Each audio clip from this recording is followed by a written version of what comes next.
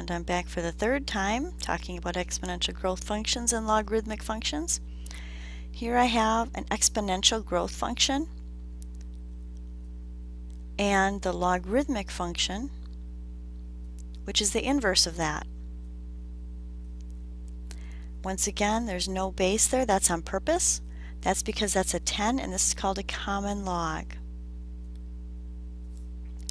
Now, we talked earlier about the number e. E is about 2.718.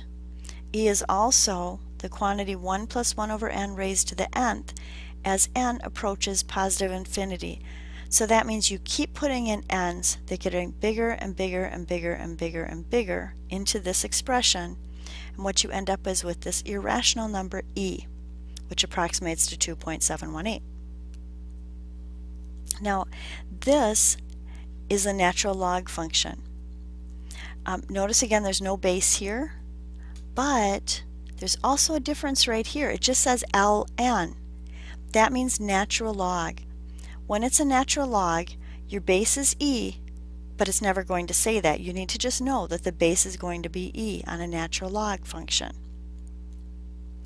So here's a natural log function. My domain is going to be x is greater than 0, and my range is going to be all reals. I also have right here a vertical asymptote,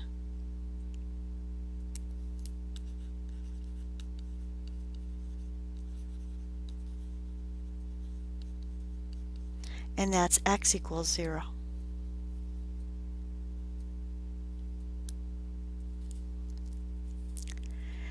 Where I'm graphing the function, I have y is equal to 3 to the x. Here's y equals 3 to the x. I could set up a little t-chart, put in some easy numbers like 0. If x is 0, y is going to be 3 to the 0, which is 1. If I put in 1, y is 3 to the 1, which is 3. Here's that one. And when I put in negative 1, I get 3 to the negative 1. Remember, when you have a negative exponent, that means do the reciprocal. So it would be 1/3. The domain is all reals. And the range, here's the range, is the y's. It gets down to this, but it never crosses this x-axis. So the range is going to be y is greater than 0. We also have a horizontal asymptote here, which is, whoops, come on, move back. We have a horizontal asymptote, which is going to be y is equal to 0. Now this, the logarithmic function, I could write this 3 to the y equals x. It's kind of harder to do the curlicue function. Let me show it to you this way. 3 to the y equals x. And that means exactly the same thing. 3 to the y equals x.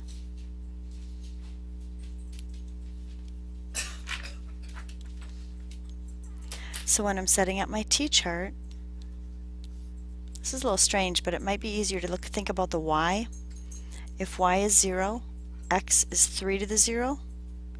If y is 1, x is going to be 3 to the 1. If y is negative 1, x is going to be 1/3. So here I have the points. 1/3 negative 1. I have 1 0, and I also have 3 1.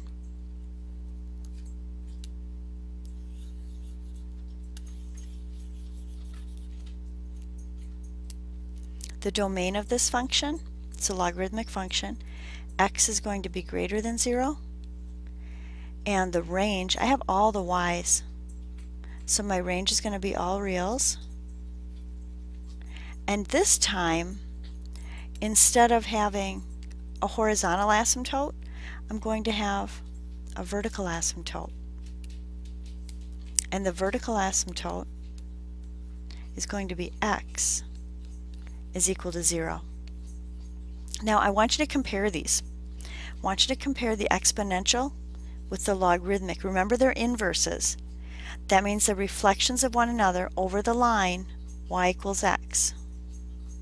The x's and the y's change places here. All of those are changed. And then also notice that with the domain of the exponential function, that was all reals. The range of the logarithmic function is all reals. The range of the exponential function was y is greater than 0, and the domain of the logarithmic function is x is greater than 0.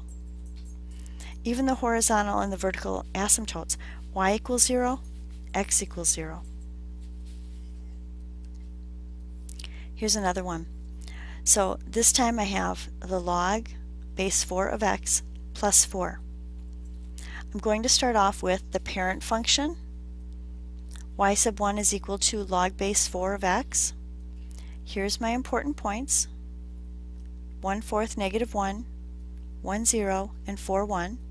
The domain, x is going to be greater than 0, and my range is all reals. Over here, when I add the 4, you know, that moves this whole graph up 4 units. So now I have 1/4, 3, 1, 4, and 4, 5. The x's stayed the same, and I added 4 to each y. Now my domain is still going to be x is greater than 0. My range is still going to be y is all real numbers.